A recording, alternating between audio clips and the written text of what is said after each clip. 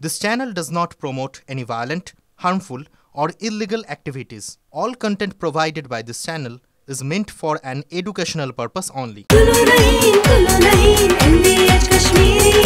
আরে কম দে কিন্তু খাঁটি দে MDH কাশ্মীরি লাল লঙ্কার গুঁড়ো। MDH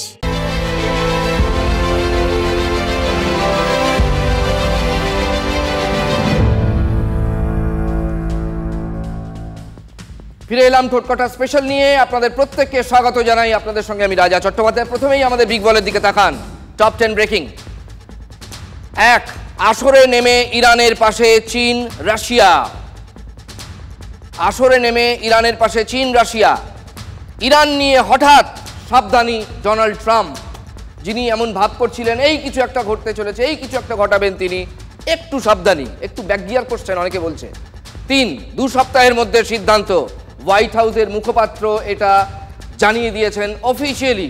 কাল রাতেও সিচুয়েশন রুমে বৈঠক হয়েছিল ডোনাল্ড ট্রাম্প এবং তার টপ যারা সিকিউরিটি উপদেষ্টা তাদের সঙ্গে, তারপরেই এই সিদ্ধান্ত। 4 নম্বর ব্রেকিং কি আছে?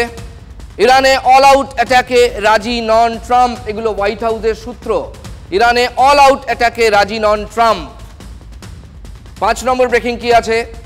পরমাণু কেন্দ্রে নিয়ন্ত্রিত হামলা চান ট্রাম্প। এগুলো কিন্তু হোয়াইট হাউসের সূত্র।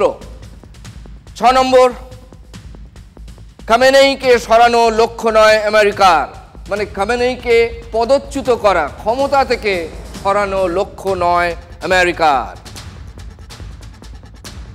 7, খামেনেই ক্ষমতা থেকে সরলে অরাজকতার আশঙ্কা, মানে ইরানে তো বটেই, পশ্চিম এশিয়ার একটা বড় অংশে অরাজকতা হতে পারে, যেটা তখন সামাল দেওয়া খুব মুশকিল হয়ে যেতে পারে এবং তার দায় নিতে হবে ডোনাল্ড ট্রাম্পকে, সেই জন্যই সাবধানী।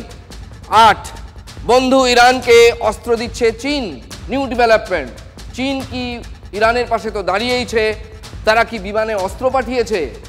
এটা এই মুহূর্তের ইন্টারন্যাশনাল সার্কিটে বড় জল্পনা। 9 নম্বর, ইরানে লাবিজানের মিলিটারি বাংকারে IDF এর হামলা। আবার বলি, এইখানে একটা মিলিটারি বাংকার আছে লাবিজানে, সেখানে ইসরায়েলি ডিফেন্স ফোর্স হামলা চালিয়েছে এই সন্দেহ থেকে যে সেখানে খামেনেই লুকিয়ে থাকতে পারেন, সেই জন্য। 9 নম্বর, ব্রিটেন। 10 নম্বর, ব্রিটেন, ফ্রান্স, জার্মানির সঙ্গে বৈঠক ইরানের। আজকে জেনিভাতে ইউরোপের এই 3টে বড় দেশের সঙ্গে ব্রিটেন, ফ্রান্স, জার্মানির সঙ্গে বৈঠক। বাকিটা এখানে আমরা লিখিনি, আপনাদের বলে দিচ্ছি। চট করে মনে করা হচ্ছে যে এই বৈঠকের পেছনে আমেরিকারও একটা হাত থাকলেও থাকতে পারে এবং পরমাণু এই যে নিউক্লিয়ার প্রলিফারেশন যে চুক্তি, তাতে যাতে তারা সই করে, ইরানকে বুঝিয়ে সুজিয়ে রাজি করানোর চেষ্টা করা হচ্ছে।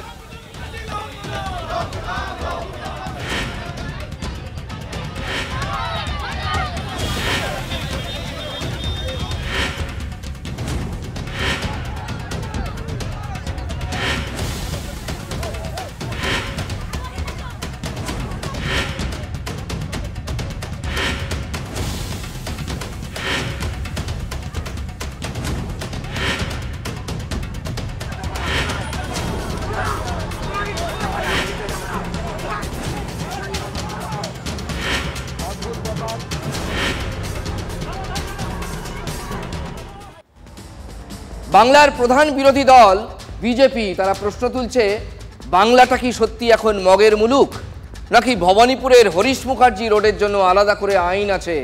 এটা বিজেপি প্রশ্ন তুলছে। ওটা কি নিষিদ্ধ জোন? সবার প্রবেশাধিকার নেই সেখানে? কেন্দ্রীয় মন্ত্রীও সেখানে ঢুকতে পারবেন না? এগুলো বিজেপি প্রশ্ন তুলছে। কেন ঠায় 1 ঘন্টা হরিশ মুখার্জি রোডে অপেক্ষা করেও এক ডাক্তারবাবুর বাড়ি পর্যন্ত পৌঁছতেই পারলেন না রাজ্য বিজেপির সভাপতি তথা কেন্দ্রীয় শিক্ষা প্রতিমন্ত্রী সুকান্ত মজুমদার? আমার সঙ্গে আজকে ফোনে সকালে কথা হয়েছে, উনি আলাপ করতে আমার সঙ্গে আসবার জন্য ইচ্ছুক ছিলেন। আমি ওনাকে জাস্ট জানিয়েছি আমন্ত্রণ, এখানে আসুন, দেখুন আমরা মিষ্টি জল নিয়ে বসে আছি, আমরা আলাপ করবো বলে। অন্যান্য ভাইয়েরা এসছেন। এখন শুনছি তুলকালাম কাণ্ড করছে। আমরা কি কোনো গণতান্ত্রিক সভ্য দেশে বাস করি না, নাকি দেশটা পুরোপুরি অসভ্য হয়ে গেছে? এগুলো কিন্তু আফ্রিকাতে, ইরানে, পাকিস্তানে হতে পারে, আমাদের এখানে কেন হবে? ডাক্তার রজত শুভ্র বন্দ্যোপাধ্যায় হরিশ মুখার্জি রোডে বাড়ি হলেও কর্মসূত্রে এতদিন তিনি ছিলেন বিলাতে। কেন তার বাড়িতে আসতে বাধা দেওয়া হয় সুকান্তকে? সুকান্ত বলেই কি বাধা পেলেন, নাকি প্রশাসনের আপত্তির জায়গা ওই ডাক্তারবাবু? আসলে বিজেপির একটি সূত্রে দাবি করা হচ্ছে পুলিশ সুকান্ত মজুমদারকে জানিয়েছিল ওই ডাক্তারবাবু বাড়িতে নেই, অতএব আপনি ফিরে যান। ঠিক তখনই এই ভিডিও ক্লিপিংটি সামনে আসে। মিষ্টির প্লেট সাজিয়ে বাড়িতে সুকান্তবাবুর জন্য অপেক্ষা করছেন ওই চিকিৎসক। প্রশ্নটা হলো, ডাক্তার রজত শুভ্র বন্দ্যোপাধ্যায় তিনি যে বাড়িতে আছেন বা নেই, তিনি যে বাড়িতেই ছিলেন, এটা কি পুলিশ জানতো না, নাকি সুকান্তকে দেখা করতে দেওয়া হবে না বলেই পুলিশ জেনে শুনে একটা অসত্য কথা বলেছে? কোনটা? এই রজতবাবু হচ্ছেন সেই ডাক্তারবাবু যিনি কেলক কলেজে মুখ্যমন্ত্রীকে দু একটি কোশ্চেন করেছিলেন, প্রশ্ন করেছিলেন, ব্যাস তার উপরে সরকার এবং তৃণমূল কংগ্রেসের প্রশাসন খড়গহস্ত।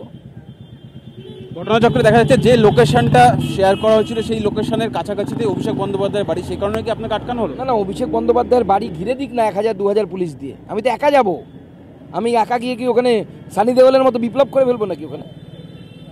আমি তো একা যাচ্ছি, আমি তো গিয়ে তো ওনার বাড়ি, অভিষেক ব্যানার্জির বাড়ির সামনে যাব না, আমি তো যাব হচ্ছে রজতবাবুর বাড়িতে। আমি অভিষেক ব্যানার্জির বাড়িতে ঢুকতে যাব কেন? যদি কোনো আন্দোলন হয় আমরা ঘোষণা করে আন্দোলন করবো সেক্ষেত্রে। সুকান্তবাবু যখন আমাদের সাংবাদিকের সঙ্গে, মানে আমাদের সতীর্থের সঙ্গে মাইকে এই কথাগুলো ক্যামেরার সামনে বলছেন, তখনও কিন্তু সেখানে চরম নাটকীয় পরিস্থিতি তৈরি হয়নি, সেটা পরে হয়েছে। সবে তখন উত্তেজনা একটু একটু করে দানা বাঁধতে শুরু করেছে। পরিস্থিতি আঁচ করে ডাক্তার রজত শুভ্র বন্দ্যোপাধ্যায় বাড়ি থেকে বেরিয়ে সুকান্তবাবুর সঙ্গে দেখা করতে আসে। অতিথি দেবো ভব, সৌজন্য।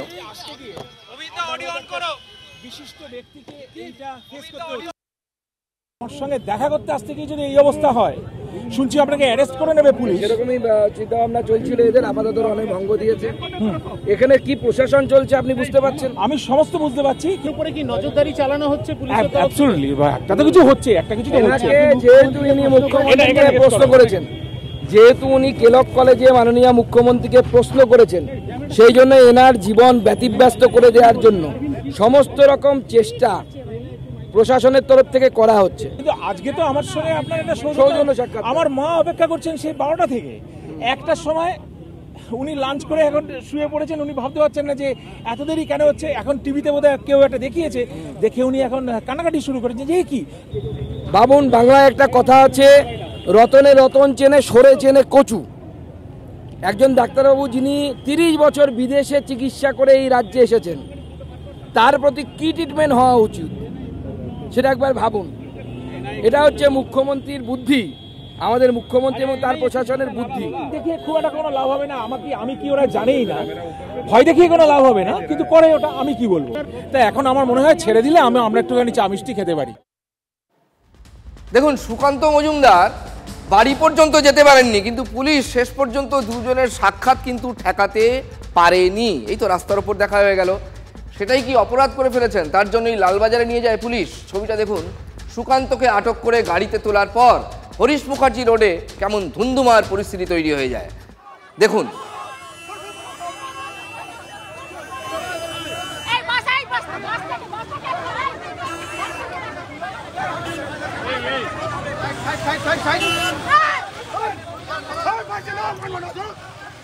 দেখছেন সিভিল ড্রেসে থাকা একজন মহিলা পুলিশকর্মী কিভাবে পুলিশের লাল গাড়িটিকে একা হাতে কেমন টেনে বের করে দিলেন। বুঝতেই পারছেন এই গাড়িতেই ছিলেন সুকান্ত মজুমদার।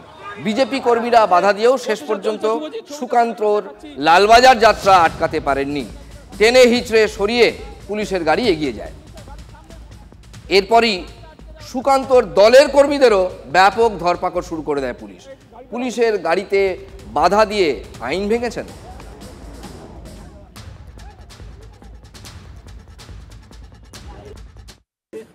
অনুব্রত মণ্ডল যখন বলে তখন মানে কোথায় যায় এরা? আমরা সুস্থভাবে এখানে দাঁড়িয়ে আছি। আমাকে দাদা আপনার সঙ্গে কথা বলবো। আপনি সামনে পুলিশের গাড়ির সামনে আটকানোর চেষ্টা করছিলেন। সুকান্ত মজুমদার বলছেন একটা অ্যাড্রেসে যাবেন, শুধু ওইটা ভাইপোর প্রতিবেশী আছে তাই জন্য পুলিশ যেতে দেবে না। কেন? এখানে গণতন্ত্র নেই? এখানে কি একটা কেন্দ্রের মন্ত্রী কারো বাড়ি যেতে পারেন? আমাদের রাজ্য সভাপতি সুকান্ত দাকে যখন অ্যারেস্ট করেছে আমরা এখানে দাঁড়িয়েছিলাম, আমাদের কাজ হয়ে গেছে, আমরা বাড়ি চলে যেতাম। আমরাকে টেনে হিচড়ে করে আমাদেরকে অ্যারেস্ট করা হয়েছে। কেন? পিছন থেকে লাথি মারছে পুলিশ। আপনারা কি আইন ভেঙেছিলেন? কি আইন? কিছু তো আমরা দাঁড়িয়েছিলাম তো। কি আইন? আমরা তো বলছি কেন রেস্ট করছে দেখান, কোনো কাগজ নেই এদের কাছে। সুকান্ত মজুমদার শুধু নন, ডাক্তার রজত শুভ্র বন্দ্যোপাধ্যায়কেও পুলিশ লালবাজারে নিয়ে যায়। পুলিশের গাড়িতে বসেই সুকান্ত কি বলেছেন আপনাদের শোনাই। আমি আমার পার্টির নেতৃত্বে ফোনের মাধ্যমে ওনার সাথে কথা বলি এবং উনি আমাকে বলেন যে আপনি আমার বাড়িতে আসুন, আমি একসাথে চা খাবো, একসাথে গল্প করবো। আজকে পশ্চিমবঙ্গ দিবস পালন করতে প্রথমে আমাকে বাধা দেওয়া হয়, তারপর নেতাজি সদন থেকে যখন আমরা জোর করে পশ্চিমবঙ্গ দিবস পালন করে তিরঙ্গা যাত্রা করে নেতাজি সদনে এসে আমাদের কার্যক্রম শেষ করি, তারপরে ওনার বাড়ির দিকে আমি রওনা। অদ্ভুত ব্যাপার, সেই বাড়িতে যাওয়ার পথে পুলিশ আমাদেরকে আটকে রেখে ঘন্টার পর ঘন্টা রাস্তা অবরুদ্ধ থাকে। তারপর রজতবাবু সিদ্ধান্ত নেন ঠিক আছে আমাকে যেতে দেওয়া হবে না, উনি নিজেই আমার কাছে আসেন। ওনার বাড়িতে বৃদ্ধা মা আছেন যিনি অসুস্থ, তাকে রেখে উনি হাঁটতে হাঁটতে আমার সাথে দেখা করতে আসেন পূর্ণ সিনেমা হলের মোড়ে। সেইখানে যখন উনি আমাকে বলেন চলুন আমরা হাঁটতে হাঁটতে আমার বাড়িতে যাই, তখন আমাকে অ্যারেস্ট করা হয়। একজন বিদেশ ফেরত ডাক্তারবাবু যিনি 30 বছর স্বনামের সাথে বিদেশের মাটিতে চিকিৎসা করেছে, যাকে কোথায় মুখ্যমন্ত্রী বা অভিষেক ব্যানার্জির উচিত আমন্ত্রণ করে তার কাছ থেকে একটু সাজেশন নেওয়া যে পশ্চিমবঙ্গের রাজ্য শিক্ষা ব্যবস্থা স্বাস্থ্য ব্যবস্থাকে ভালো করার জন্য কি করা উচিত, তা না করে তার পুলিশ আজকে আমাকে এবং রজতবাবুকে দুজনকেই আজকে লালবাজারে তুলে নিয়ে যাচ্ছে। আমি পুলিশকে জিজ্ঞেস করেছিলাম যে আমি কি কোনো অন্যায় করেছি, আইন ব্রেক করেছি, ল ব্রেক করেছি? হাজলামও পেয়েছেন নাকি? কারণ বলুন, what is the reason behind it? কেন অ্যারেস্ট করছেন তার কারণ বলতে হবে তো আপনাদেরকে। আমি কি কোন আইন ভেঙেছি? সেই আইনটা বলুন, কোন আইন ভেঙেছি? পুলিশ এখনো পর্যন্ত তার উত্তর দিতে পারে। এটা মমতা বন্দ্যোপাধ্যায়ের প্রশাসন, এই হিটলারের আমলে সম্ভবত এর থেকে এই রকমের আচরণ করা হতো না। গণতান্ত্রিক পদ্ধতিতে যতদিন জার্মানিতে ছিল ততদিন পর্যন্ত এই ধরনের আচরণ করা হতো। আজকে মমতা বন্দ্যোপাধ্যায় হিটলারকেও ছাপিয়ে গেছে। পরে যদিও ডাক্তারবাবুকে ছেড়ে দেওয়া হয়, কিন্তু দেখুন ব্যাপারটা এমন জায়গায় চলে গেছে, এর জল কিন্তু অনেক দূর গড়াবে। আমার কিছু বলার নেই। আমি দেখুন 25 বছর একটা সভ্য সুশিক্ষিত দেশে ছিলাম, তো আমার এরকম এক্সপিরিয়েন্স হয়নি যে আমার বাড়িতে কেউ দেখা করতে আসবে, তার সঙ্গে গিয়ে আমায় দেখা করতে হবে পুলিশ কর্ডনের মাঝে। আবার তিনি একজন গণ্যমান্য ব্যক্তি, তিনি একজন মিনিস্টার। আমি তার সঙ্গে দেখা করতে গিয়ে মাঝখান থেকে মানে চোর পকেট মারের মতো তুলে নিয়ে গেল।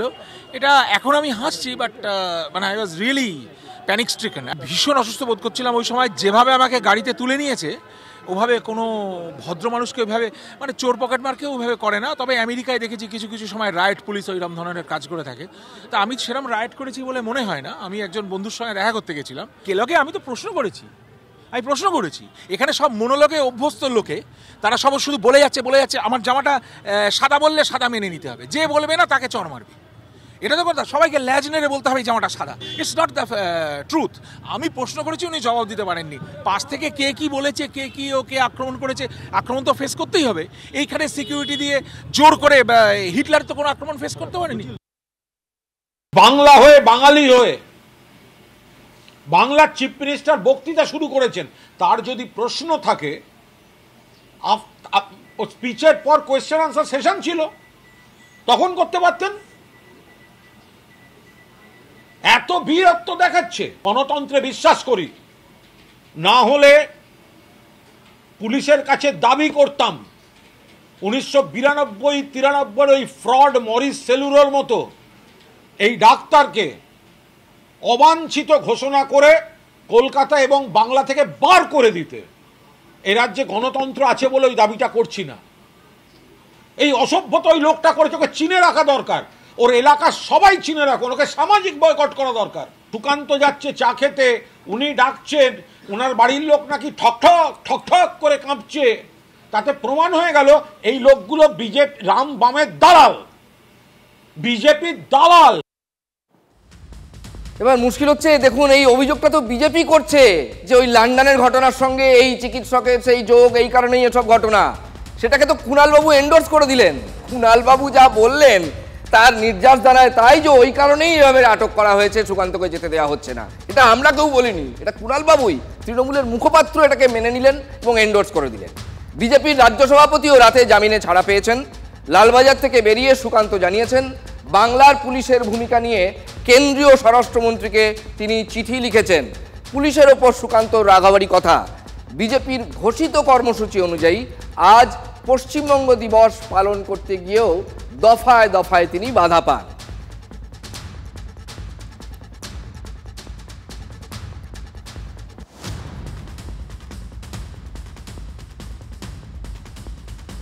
সরকারের বাড়লো ব্যথা, আটকে গেল গ্রুপ সি গ্রুপ ডির ভাতা। চাকরি হারানো গ্রুপ সি গ্রুপ ডি কর্মীদের ভাতা দেওয়ার যে সিদ্ধান্ত রাজ্য সরকার নিয়েছিল, যে নির্দেশিকা জারি হয়েছিল, যেটাকে সামাজিক প্রকল্পের আওতায় দেখানো হচ্ছিল, তাতে স্থগিতাদেশ পড়ল। কে দিলেন? কলকাতা হাইকোর্টের বিচারপতি অমৃতা সিনহা, জাস্টিস অমৃতা সিনহা তাতে স্থগিতাদেশ দিলেন। 4 সপ্তাহের মধ্যে রাজ্যকে হলফনামা দিতে হবে, তার 15 দিনে পাল্টা হলফনামা দিতে হবে। যেদিন থেকে রাজ্য সরকার হলফনামা দেবে 4 সপ্তাহের মধ্যে যেদিনই দিক, সেখান থেকে 15 দিনের মাথায় অন্য পক্ষকে, মানে যে মামলাকারী পক্ষ, তাদেরকে হলফনামা দিতে হবে। আইনজীবী কারা ছিলেন ওবিসিতে? কারা আইনজীবী কারা ছিলেন? আর বিচারপতির চেয়ারে কে ছিলেন? সেই একই কম্বিনেশন উঠে আসছে, কিন্তু সেই একই রায়দাতা আসছেন শুভেন্দুকে সব রকম ভাবে বিরোধী দলনেতাকে প্রোটেকশন দাও, ব্ল্যাঙ্কেট প্রোটেকশন। কলকাতা হাইকোর্টের রায় আমাদের সেই দাবি মান্যতা পেল যে কেন্দ্রীয় সরকার বেআইনিভাবে, বৈষম্যমূলকভাবে, প্রতিহিংসাপরায়ণভাবে বাংলার টাকা বন্ধ করে রেখেছিল। কোর্টকে তো আবার কিছু বলা যাবে না। আমরা তো এমনিতে কোর্টকে শ্রদ্ধা করি, বিচার ব্যবস্থাকে শ্রদ্ধা করি, বিচারপতিদের শ্রদ্ধা করি, কিন্তু দেখুন কারা কোর্টে যায় আর কি অর্ডার নিয়ে বেরোয়। 3 মামলায় 3 রকমের মুড। তাকান আমাদের বিগ বলের দিকে তাকান, দেখুন 3 মামলায় 3 মুড।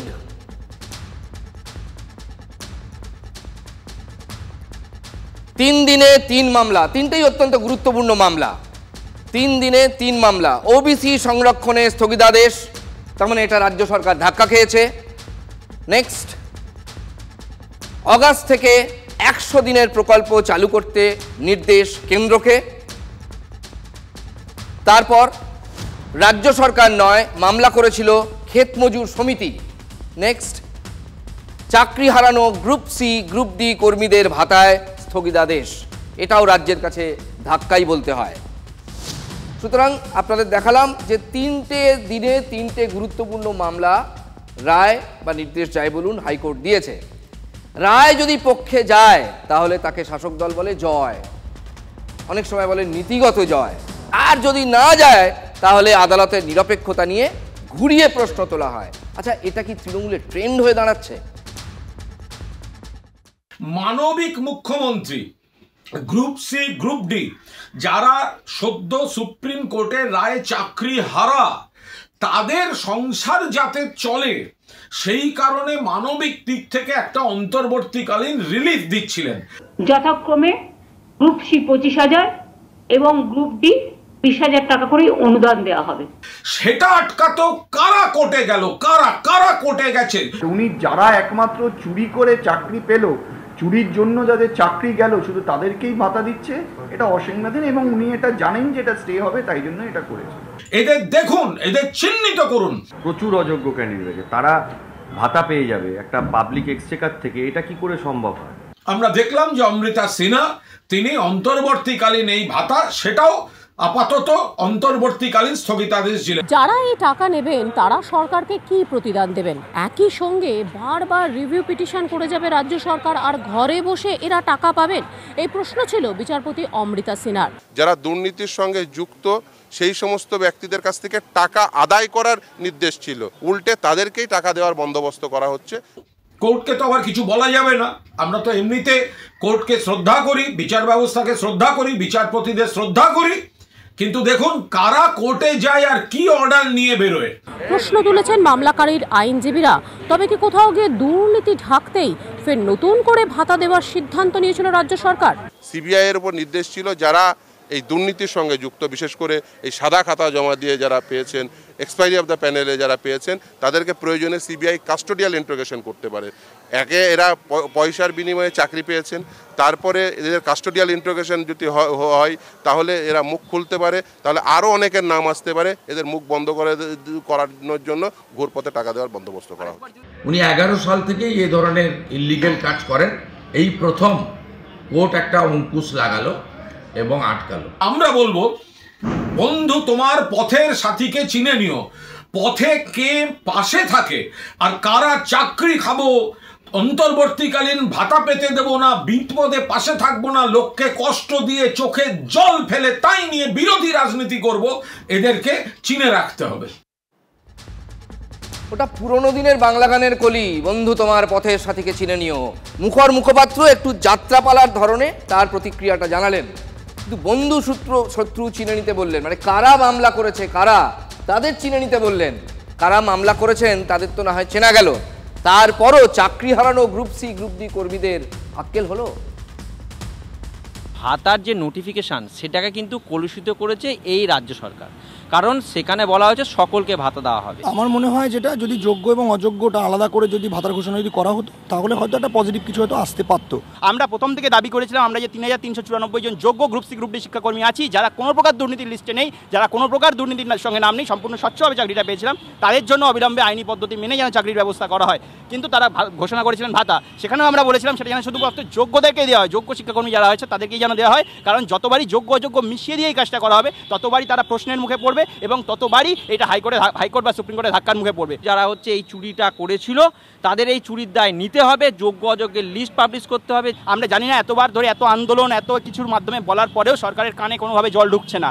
আমরা আবারও অনুরোধ করছি, পরবর্তীতে যা কিছু পদক্ষেপ নেওয়া হবে তা যেন শুধু যোগ্যদের জন্য নেওয়া হয়, কারণ যেখানেই অযোগ্যদের সঙ্গে মিশিয়ে দেওয়া হবে সেখানেই সমস্ত কিছুটা প্রশ্নের মুখে পড়বে।